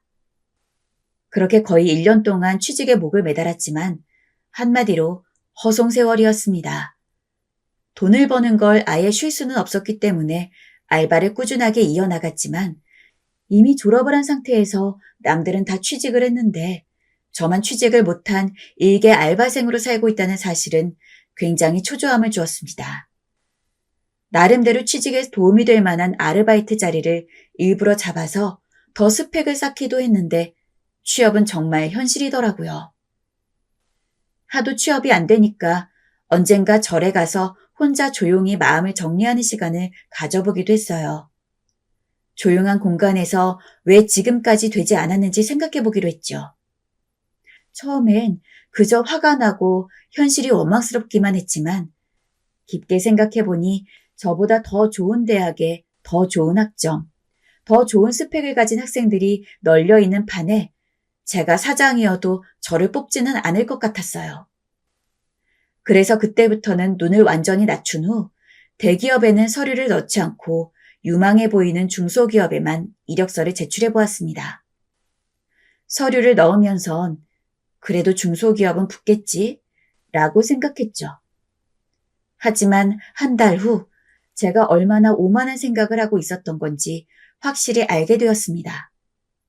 중소기업에서도 면접 연락이 오는 곳은 손에 꼽혔으니까요. 그리고 냉혹한 현실이 한 번 더 체감됐어요. 제가 무조건 대기업에 가겠다고 난리를 부렸던 게 정말 말도 안 되는 일이었다는 것을요. 진짜 이러다 영원히 아르바이트만 하면서 살아갈 수도 있겠다고요. 저는 너무 걱정되고 불안한 마음에 여기저기 친한 친구들에게 전화해 하소연하고 혹시 이력서 넣은 곳에서 연락이 왔나 핸드폰을 보고 그러다 술을 먹고 잠에 드는 생활을 해나갔지요. 하지만 너무나 다행스럽게도 한 중소기업에서 연락이 왔어요. 저는 연락을 받자마자 최대한 깔끔하게 옷을 입고 만반의 준비를 한 후 불이 나게 면접을 보러 갔습니다. 면접 분위기는 생각보다 편안했고 면접을 진행하시는 분들 모두 친절한 태도로 대해주시더라고요.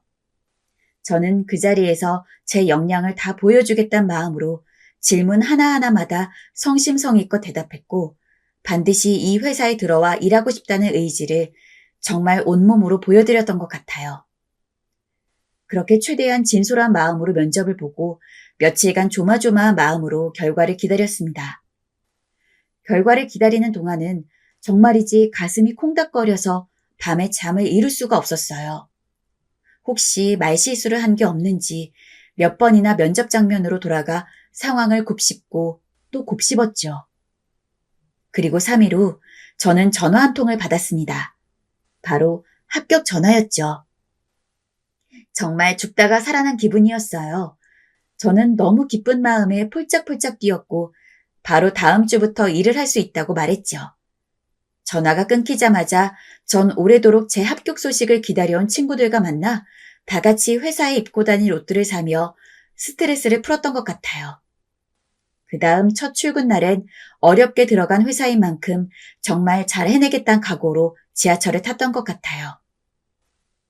회사는 연구직과 관련이 있어서 생산 쪽을 담당하는 직원들, 그리고 저처럼 본사 쪽에서 업무를 보는 직원들, 이렇게 두 분류로 나뉘어져 있었는데 생산직에 종사하는 직원들이 더 많아서 막상 같이 일하는 본사 직원들은 약 30명 정도밖에 안 됐습니다. 대기업에서 큰 돈을 벌며 일하는 동기들의 이야기를 들으면 물론 많이 부러웠지만 저는 이곳에서 열심히 일해 사람들에게 인정받고 싶었어요. 무엇보다 안정된 월급을 보장받을 수 있는 곳이었고 회사 자체도 비전이 있는 곳이었기에 더 잘해내고 싶었습니다. 또 일을 하면선 회사 사람들과의 관계도 중요하다고 들었기에 다소 소심한 성격을 버려가며 사람들 간의 관계도 잘 다져가려 노력했어요. 회사를 다니면서 조금 놀라웠던 점이 있다면 바로 대표님이었어요. 저희 대표님은 점심시간에 직원들이랑 함께 어울려서 점심을 먹기도 하고 일을 하다가도 힘들까봐 맛있는 거 사왔다며 근처 카페에서 커피랑 간식 등을 사가지고 저희에게 나눠주기도 하는 등 굉장히 친근하고 스스럼 없게 직원들을 대하는 분이었습니다. 보통 회사 다니는 사람들 이야기 들어보면 우스갯소리처럼 대표님은 회사를 안 나오는 게 직원들 사기를 증진시키는데 도움이 된다고들 하는데 저희 회사 직원들은 대표님이 안 나오면 오히려 허전했어요. 그 정도로 인품이 좋으신 분이었습니다. 저도 그런 대표님을 많이 따랐고 만약 내가 나중에 회사를 운영하게 된다면 저런 대표가 되고 싶다는 생각을 하기도 했습니다. 그러던 어느 날 여느 때와 같이 대표님과 점심시간을 가졌습니다.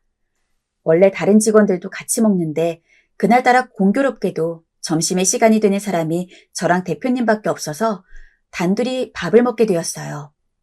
처음엔 조금 어색하기도 했지만 그런 티를 내지 않으려 애쓰며 대표님이 사주는 밥을 맛있게 먹고 있는데 대뜸 대표님이 제 얼굴을 빤히 바라보다가 유경 씨, 그거 알아요? 라고 하더라고요. 네? 어떤 거요? 면접 때 유경 씨가 다른 지원자랑 동점이었는데 유경 씨 이름이 내 딸하고 똑같아서 유경 씨가 뽑힌 거.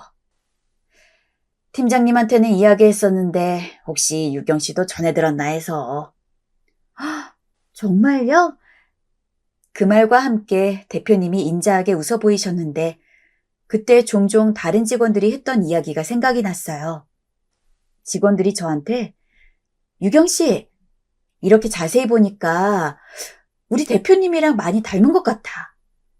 라는 말을 가끔 했거든요. 그런가? 하고 생각하고 있었는데 이렇게 대표님한테 직접 그 이야기를 들으니까 괜히 감회가 새롭더라고요. 대표님 얼굴을 가까이서 보고 있으니 정말 저와 닮은 것 같기도 했고요. 그날 모쪼록 대표님과의 점심 식사 자리는 생각했던 것보다 더 편안했고 좋았습니다. 이런 대표님 밑에서 일한다는 게 좋을 만큼요. 그렇게 대표님과의 관계도 좋고 나름 잘 회사 생활을 하고 있다고 생각하던 어느 날 제게 일 하나가 터지고 말았어요. 당시 입사한 지 그리 오래되지 않은 상황에서 대표님 앞에서 프로젝트를 발표하는 역할을 맡게 된 날이었어요. 대표님 앞이라 긴장도 되고 발표도 처음인지라 다시 한번 자료를 훑어볼 겸 점심은 가볍게 컵라면을 먹었어요. 그런데 편의점에서 자료에 너무 집중한 나머지 물이 흘러넘치는 것도 모르고 붓다가 그만 손이 데이고 만 거예요. 순간적으로 느껴지는 통증에 급하게 손을 빼긴 했지만 워낙 피부가 약한 탓에 금방 빨갛게 부어오르더군요. 당장 찬물에 손을 갖다 대고 연고라도 바르고 싶었지만 이미 약속되어 있는 자리였고 무엇보다 제가 발표자였기 때문에 치료할 겨를이 없다고 판단했습니다. 그래서 그냥 대인 손에 커다란 반창고를 덕지덕지 붙여놓고 그대로 들어가서 아픔을 꾹 참으며 발표를 진행했습니다. 발표하는 내내 손가락 마디마디가 너무나 아파왔지만 첫 발표라 긴장해서 그런지 나중엔 통증마저 잊게 되더라고요. 하지만 발표가 성공적으로 끝나자마자 그만 모든 긴장이 풀렸는지 통증에 그만 주저앉고 말았습니다. 유경 씨, 왜 그래요? 괜찮아요? 그제야 직원들이 제 상태를 알게 되었고 대표님은 손에 붙인 반창고를 보시곤 상황을 파악하셨는지 곧바로 대표님과 함께 응급실로 향했습니다. 알고 보니 저는 생각보다 꽤 심한 화상을 입은 상태였고 이미 화상 부위에 큰 물집이 몇 개 잡혀 있었습니다. 소독을 하고 화상 전용 메디폼을 붙이는데 정말 너무 큰 고통이 찾아와 다리가 후들후들 떨려왔어요.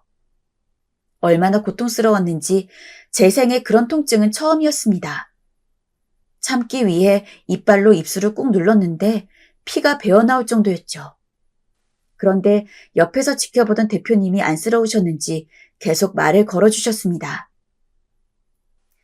유경 씨, 조금만 참아요. 거의 끝나가요. 조금만 참아요. 하면서요.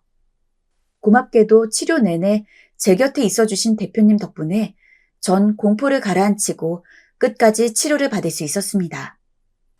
하지만 치료가 끝나고 제가 안정을 찾자 대표님은 그날 처음 제게 혼을 내셨습니다. 왜 이런 상처를 입었으면서 미련하게 말도 하지 않고 참고 있었냐고요.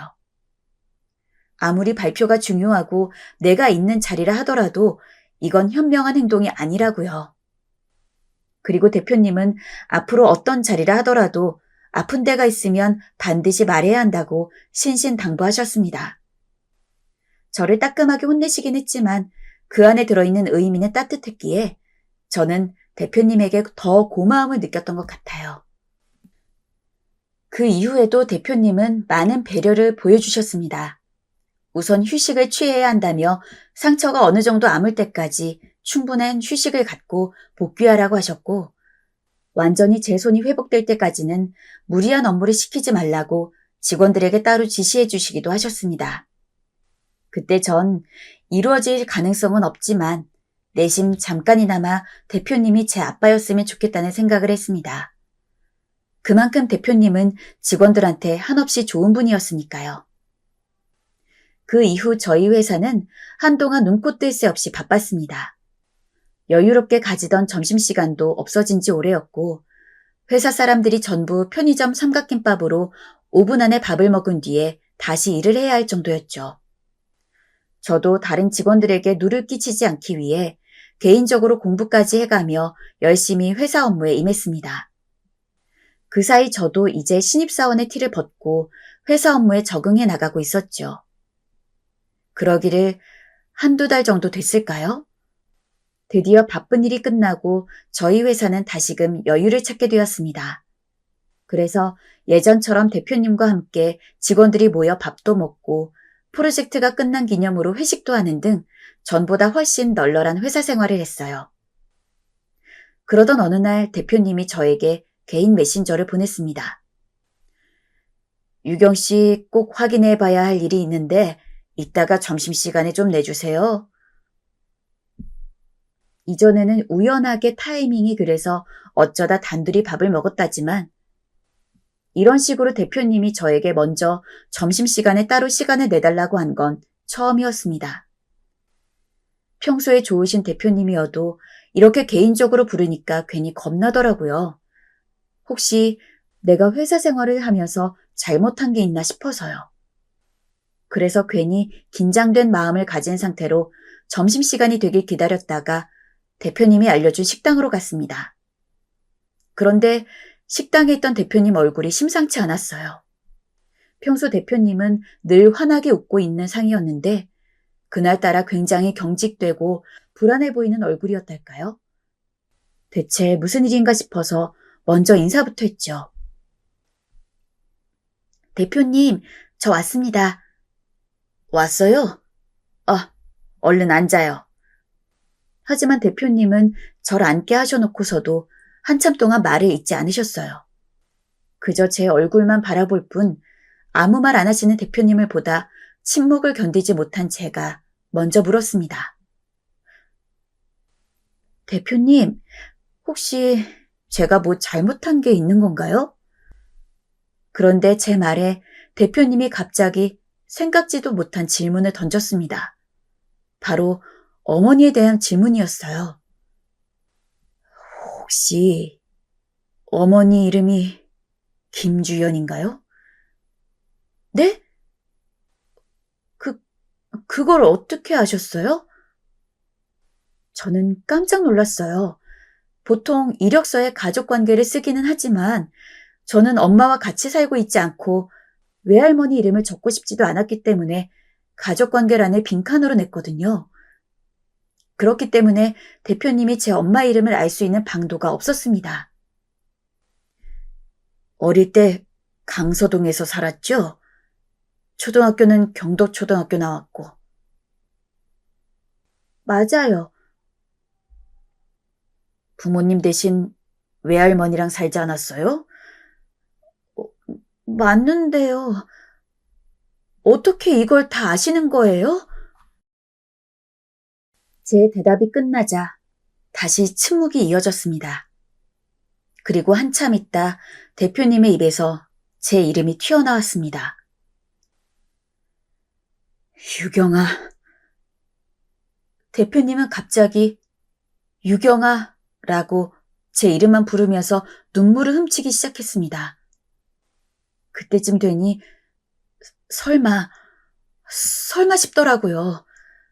제 부모님 나이대인 대표님, 주변 직원들이 봐도 친가족처럼 닮은 얼굴, 그리고 대표님의 딸과 이름이 같은 저, 그리고 어머니 이름을 물어보더니 유경이라고 부르는 것.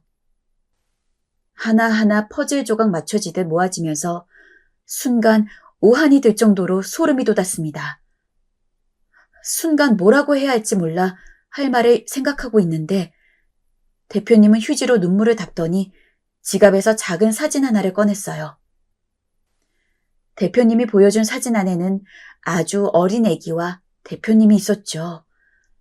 사진 자체는 처음 보는 거였지만 사진 속 아이는 굉장히 익숙했습니다. 바로 제 아기 시절의 모습이었기 때문이죠. 대표님은 어린 시절 그렇게 원망했던 제 아빠였습니다. 대표님이 제 아빠라고요? 대표님은 고개를 끄덕이며 제 손을 잡았습니다. 그런데 한동안 어안이 벙벙하다가 조금 정신을 차리고 나니까 화가 났어요. 저는 엄마도 아빠도 없이 너무 힘든 삶을 살아왔는데 아빠가 회사도 차리고 사람 좋은 얼굴로 잘 지내고 있었다는 생각이 들자 정말 억울해지면서 순간 자리를 박차고 나가고 싶었어요. 하지만 그러면서도 저를 앞에 두고 울던 모습을 생각하면 어쩐지 제가 그동안 알고 있던 것과는 다른 진실이 있을 것도 같았습니다. 저는 엉덩이를 때려던 것을 천천히 다시 의자에 붙이고 차분하게 마음을 가라앉혔어요. 그리고 물었어요. 오래전부터 하고 싶었던 질문을요. 그럼 알려주세요. 왜 나한테 오지도 않고 연락도 하지 않은 거예요? 왜 혼자 크게 내버려둔 거예요? 그건 말이다, 유경아. 어디부터 얘기해야 할지 모르겠구나. 네가 아주 어렸을 적 네 엄마가 어느 날 다른 남자를 데려와선 이혼을 요구하더라. 이혼을 해주지 않으면 일을 치겠다고. 그래서 떨어져 살기로 했다. 뭐라고요? 지금까지 아빠가 다른 여자랑 바람이 나서 집안이 풍비박산이 났다고 알고 있었는데 알고 봤더니 아빠가 바람이 나서 헤어진 게 아니라 엄마가 지금 살고 있는 아저씨와 바람이 나서 이혼했다니. 저는 그것만으로도 충격적이어서 손이 덜덜 떨렸습니다. 하지만 뒤이어 이어진 아빠의 얘기는 너무 슬퍼 저도 모르게 눈물이 줄줄 흘렀어요. 네 엄마와 이혼한 후엔 내가 널 키우려 했어. 근데 하필 그 당시 다니던 회사가 망해서 능력이 없어진지라 널 맡을 자신이 없었어. 널 행복하게 해줄 자신이 없는데 네 엄만 본인이 잘 키우겠다고 나한테 손을 떼라고 했고 네 엄마의 말에 어쩔 수 없이 널 포기했단다. 그 이후에 빚쟁이들한테 쫓겨서 살 만큼 생활은 팍팍했지만 어떻게든 네가 잘 사는지 알아보러 갔었어. 근데 네가 엄마랑 사는 게 아니라 외할머니랑 살고 있고 널 키우겠다는 엄마가 다른 남자와 재혼해서 새 가정을 꾸렸다는 걸 알게 됐어. 그때라도 널 데려오고 싶었지만 양육권이 법적으로 없기 때문에 접근조차 어려웠단다. 이제 와서 내가 얼굴을 보여줘 봤자 네가 더 혼란스러워할 것 같았고 그러던 중에 네가 원래 살던 곳을 떠나게 되면서 나도 네 소식을 들을 곳이 없었어. 찾고 싶어도 찾을 수가 없었단다. 유경아, 혼자 크느라 많이 고생했지? 많이 고생했지? 많이 힘들었지? 모든 게 아빠 탓이구나. 아빠가 널 포기하는 게 아니었는데 아빠가 너무 미안하구나. 정말 미안하다. 그러던 중에 아빤 재혼하고 새 가정을 꾸렸지만 여전히 제 생각을 하셨다고 했습니다. 옆에서 챙겨주지 못해도 부디 건강하고 행복했으면 한다고. 늘 저를 생각하시며 눈물을 흘리셨다고 했습니다. 정상적인 부모가 없어 겪어야 했던 온갖 서러움들을 생각하면 절대 용서하지 못할 사람이라 생각했는데 이 이야기를 들으니 저도 모르게 눈물이 비쳤습니다. 아빠의 사정도 이해할 수 있었으니까요. 무엇보다 한결같이 저를 걱정하셨다는 이야기에 마음이 눈 녹듯 무너져 내렸습니다. 한순간에 대표님을 아빠라고 받아들이기는 힘들었지만 이루 말할 수 없는 감정이 들었어요. 그렇게 저희는 한참 동안 밥 먹는 것도 있고 길게 이야기를 나누었어요. 그동안 하지 못했던 만큼 아주 오랫동안요. 저는 아빠에게 제 유년 시절, 대학교 시절, 회사에 들어오기까지의 일들을 차례대로 이야기했고 아빠는 제 얘기를 들으며 대화 중간중간 눈물을 또 지으셨습니다. 그리고 절 보살펴주지 못했다는 걸 한없이 죄스러워하시는 아빠를 보며 그날 참 많은 생각을 했습니다. 어렸을 땐 엄마도 아빠도 어떤 사정이 있어 제게 오지 못하는 거라고 믿곤 했어요. 그렇게 해야 제 마음이 편했고 계속 부모님을 그리워할 수 있었으니까요. 하지만 절 원하지 않아 보러 오지 않는다는 현실을 받아들인 후엔 도저히 그럴 수가 없었습니다. 그저 부모를 원망하고 없는 셈 치고 외면해버리는 게 더 쉽고 더 빠른 선택이었어요. 절 방어하기 편했지요. 그런데 이렇게 나타나 제 손을 붙드는 아빠를 보니 내심 제 마음속에 얼마나 부모란 존재를 그리워했는지 깨닫게 되더라고요. 따스한 밥을 차려주고 머리를 쓰다듬어주고 등을 토닥여주고 내게 잘했다고 칭찬해주는 그런 부모란 존재가 얼마나 필요했는지 얼마나 원하고 있었는지요. 아마 지금 아빠와의 만남이 아니었다면 전 영영 그 마음을 발견하지 못했을 거란 생각도 들었습니다. 그날 마음이 풀린 저는 다행히 아빠와 허심탄회하게 그간 어찌 살았는지 얘기를 털어놓았고 아빠 얘기도 들으면서 서로 마음을 주고받을 수 있었습니다. 만약 당황스럽고 놀란 나머지 제가 그 자리를 박차고 나갔다면 영영 그러지 못했을 테니 그때 순간 아빠의 이야기를 들어보기로 한 제 선택에 대해선 정말 잘했다고 칭찬해주고 싶습니다. 지금은 어떻게 지내냐고요? 회사에서는 여전히 대표와 직원의 관계지만 밖에서는 아빠와 딸로서 가끔 데이트도 하고 용돈도 받곤 합니다. 아빠는 그간 제가 누리지 못한 것들을 해주고 싶으시다며 가방에 옷까지 손수 사주시면서 제게 무척 잘해주려고 하세요. 또 제가 힘이 들 때면 언제든 제 옆에 든든히 서 계셔 주시고요. 저는 그런 아빠에게 기대보기도 하고 여느 딸들처럼 응석을 부려보기도 하며 하루하루 즐거운 시간을 보내고 있습니다. 가족이 있다는 게 이런 거구나. 영원한 내 편이 있다는 게 이런 거구나 느끼면서요. 이미 새 가정이 있는 만큼 여느 아빠와 딸처럼 매일같이 시간을 보내거나 같이 산다는 건 힘들지만 아빠가 재혼하신 분 역시 저에 대해 알고 있으셨기에 제가 가끔 집에 들르면 무척 반갑게 절 맞아주시고 이제는 얼굴이 익어 도란도란 이야기를 나누는 사이까지 되었네요. 내심 아빠가 좋은 분을 만나 재혼하게 된 게 기쁩니다. 그리고 계속 아빠가 그 가정 안에서 행복하셨으면 좋겠어요. 아빠는 요즘 제가 이 회사에서 일을 잘 배워 언젠가 제가 회사를 물려받았으면 한다고 말씀하셔요. 아직 이른 얘기긴 하지만 저도 그렇게 되기 위해서 아빠를 따라 열심히 더 일하려고 하고 있고요.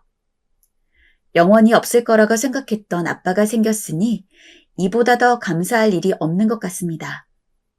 이런 기적이 찾아온 만큼 하루하루 열심히 일하고 웃을 수 있을 때 마음껏 웃으며 사는 게 복이라고 여기고 있어요.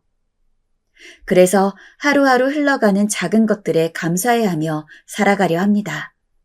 사연 들어주신 청취자분들 역시 지금의 힘든 상황 잘 이겨내시고 조금만 더 힘내시길 바랄게요. 지금까지 제 사연 들어주셔서 감사합니다. 모두 건강하시고 행복한 일만 가득하세요.